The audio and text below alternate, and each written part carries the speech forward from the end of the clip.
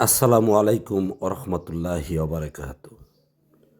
আল্লাহওয়ালা নারী কারা তা যদি না চিনেন তাহলে তার সাথে আল্লাহর সাধন করতে পারেন না, আল্লাহর নৈকট্য লাভ করতে পারেন না। কারণ যার মধ্যে যা আছেন তাই আপনাকে দেবেন। আপনি যদি আল্লাহওয়ালা পুরুষ হন তাহলে আপনি আল্লাহওয়ালা নারী খুঁজবেন। তো মোট কথা হলো, এই আল্লাহওয়ালা নারী পুরুষ কারা? যে মানুষের মধ্যে আল্লাহর উপস্থিতি এবং আল্লাহর রহমত প্রাপ্ত হয় তারা তারা হবে আল্লাহর নূরপ্রাপ্ত।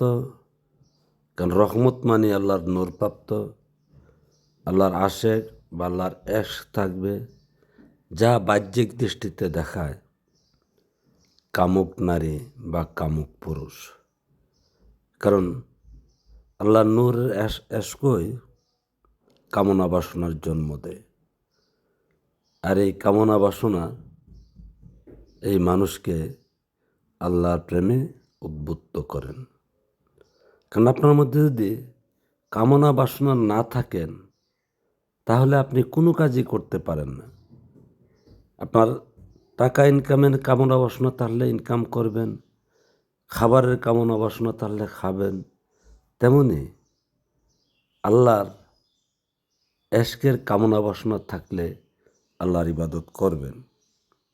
কারণ আপনার ভিতরে এশকে বা কামনা বাসনা আপনাকে জাগ্রত করে দিচ্ছে, আপনাকে সজাগ করে দিচ্ছে, হে নারী তুমি আল্লাহর কাজে লিপ্ত হও, আল্লাহর প্রেমে লিপ্ত হও। হে পুরুষ তুমি আল্লাহর প্রেমে লিপ্ত হও। কারণ তাদের ভিতর থেকে জাগ্রত করে দিচ্ছেন। তাই আল্লাহওয়ালা মানুষগুলি যুগে যুগে কলঙ্কিত হন। কারণ সমাজের সাধারণ মানুষ থেকে তারা উন্নত, প্রেমময় এবং প্রেমের প্রতি অফুরন্ত আসক্ত থাকেন। তাই তাদেরকে বলা হয়, বা ওই প্রেমিকরা বলে থাকেন, নিন্দায়ের কাঁটা যদি না বিধিল গায়ে, প্রেমের কি স্বাদ আছে বলো। কারণ প্রেম এমনই এশক বা এমনই শক্তি যা তাকে শুধু ভাবিয়ে তোলেন না, তাকে মাতাল করে তোলেন। তো যার বাস্তবতা হলো যে প্রকৃতপক্ষে তারাই আল্লাহওয়ালা নারী পুরুষ যারা অত্যাধিক কামুক।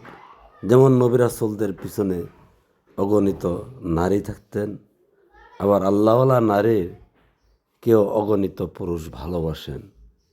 কারণ আল্লাহর নূরের প্রতি আকৃষ্ট না হয়ে মানুষ পারে না।